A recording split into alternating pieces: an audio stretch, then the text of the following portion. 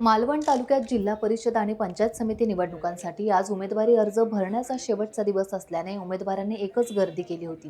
प्राथमिक अंदाजानुसार मालवण तालुक्यात सर्वपक्षीय मोठी बंडखोरी दिसून येते। मालवण तालुक्यात जिल्हा परिषदेच्या 6 जागांसाठी आणि पंचायत समितीच्या 12 जागांसाठी होऊ घातलेल्या निवडणुकीच्या उमेदवारी अर्ज दाखल करण्याच्या शेवटच्या दिवशी इच्छुकांनी एकच गर्दी केली आहे। आजवर उमेदवारी अर्ज दाखल करण्याचे 5 दिवस उलटून देखील एकही उमेदवारी अर्ज दाखल झाला नव्हता। मात्र जिल्हा परिषद निवडणुकीसाठी 49 उमेदवारी अर्ज तर पंचायत समिती निवडणुकीसाठी 80 अर्ज असे एकूण 129 अर्ज इच्छुक उमेदवारांकडून खरेदी केले गेले होते। आज भाजप, शिंदे शिवसेना, ठाकरे शिवसेना, राष्ट्रीय काँग्रेस यांनी आपल्या इच्छुक उमेदवारांना सकाळीच एबी फॉर्म दिले। आज उमेदवारी अर्ज दाखल करण्याच्या शेवटच्या दिवशी एबी फॉर्म दिल्याने बंडखोरी होणार नाही अशी आशा भाजप, शिंदे शिवसेना यांना होती। मात्र आज शेवटच्या दिवशी अपक्ष उमेदवारी दाखल करणाऱ्यांची संख्या अधिक होती।